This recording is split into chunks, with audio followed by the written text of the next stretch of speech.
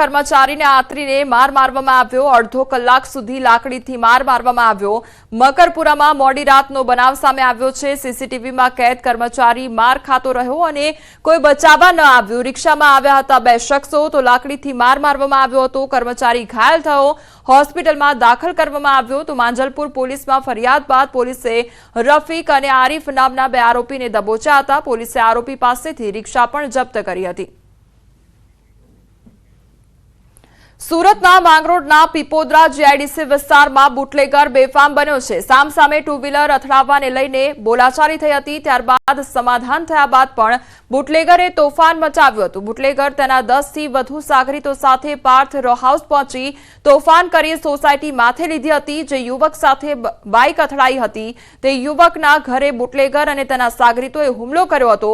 પહેલા તો પરિવારના સભ્યો પર હથિયારથી હુમલો કરી પરિવારને ઈજાગ્રસ્ત કર્યું અને ત્યારબાદ घर बहार मुकेल कार पण बुटलेगर અને તેના સાગરીતોએ ફૂંકી મારી હતી। માથાભારે બુટલેગરે રો હાઉસમાં તોડફોડ કરી ઘર દુકાન સળગાવી અને ઘટનાની જાણ થતા એએસપી ડીવાયએસપી ઘટનાસ્થળે દોડી આવ્યા। પોલીસે બુટલેગર પદ્મનાભ વિજય માલિક ઉર્ફે પકોડાને ઝડપી પાડ્યો અને આરોપી સામે અગાઉ મારામારી અને દારૂના કેસ નોંધાયા છે। કોસંબા પોલીસ સ્ટેશનના સિનિયર અધિકારીઓ, સ્ટાફના માણસો, પોલીસ અધિક્ષક સાહેબ અને આઈજી સાહેબની સૂચનાથી તાત્કાલિક સ્થળ ઉપર પહોંચેલા છે। આ બનાવમાં પદ્મનાભ ઉર્ફે પકોડો જે છે એની ધરપકડ કરવામાં આવી છે। અન્ય આરોપીઓને પકડવાની તજવીજ ચાલુ છે। આજે ભોગ બનનાર ગોવિંદસિંહ છે એને હોસ્પિટલમાં એડમિટ કર્યા છે। એમની પણ આ ગુનામાં એટેમ્પ્ટ ટુ મર્ડરનો ગુનો દાખલ કરવા માટેની હાલમાં તજવીજ ચાલુ છે। સુરત જિલ્લામાં બુટલેગરો બન્યા છે બેફામ। ઘટના બની હતી માંગરોળ તાલુકાના પીપોદરા જીઆઈડીસી વિસ્તારની અંદર। દ્રશ્યની અંદર જોઈ શકો છો કે જે ગઈકાલે સાંજે 6 વાગ્યાના સુમારે બે બાઇક વચ્ચે સામાન્ય અકસ્માત સર્જાયા બાદ પોલીસ અને જે બંને પક્ષો વચ્ચે સમાધાન થઈ જવા પામ્યું હતું। ત્યારબાદ જે બુટલેગર પોતાના 10 સાગીરતોની સાથે જે પાર્થ સોસાયટી પીપોદરા સ્થિત આવી છે ત્યાં તોડફોડ કરી હતી અને જે કારની અંદર પણ આગ ચાપી દેવામાં આવી હતી। ઘરની અંદર પણ આગ ચાપવાનો પ્રયાસ કરવામાં આવ્યો હતો। પોલીસની હાજરીમાં સમાધાન થયા બાદ બુટલેગર બન્યા છે બેફામ। જિલ્લાની અંદર કાયદો અને વ્યવસ્થાની પરિસ્થિતિ કથળેલી જોવા મળી રહી છે। ભોગ બનનાર જે પરિવાર છે એમના ઘરની અંદર ઘૂસી લોહિયાળ જંગ ખેલ્યો હતો અને પરિવાર સાથે હાથાપાઈ અને હથિયારો વડે મારામારી કરી। દ્રશ્યની અંદર જોઈ શકો છો કે જે ભોગ બનનાર પરિવાર છે એ પરિવારની અંદર જ્યાં નજર નાખો ત્યાં લોહીના ધબ્બા સિવાય બીજું કશું નથી દેખાતું।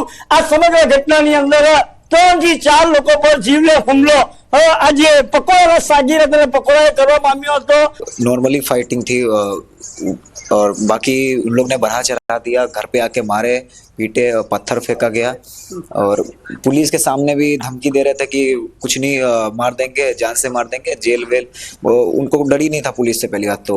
खाए हुए थे पुलिस वाले, बोल रहे थे हमने रिश्वत भी दिया इनको, कुछ ऐसा कर नहीं सकते। फिर पुलिस वाले बोले कोई नहीं कुछ नहीं होगा, आप जाइए, आप सो जाइए, कोई टेंशन नहीं है, खत्म हो गया। फिर 10:30 के करीब आते हैं, काफी सारे गुंडे लेके हमला करते हैं, गाड़ी चलाते हैं, आग लगाते हैं, पेट्रोल भी छिड़का और काफी सारा हाफ मर्डर किया, तलवार चक्कू भाना वाला सब लेके आए, मार दिए, काफी कुछ किया।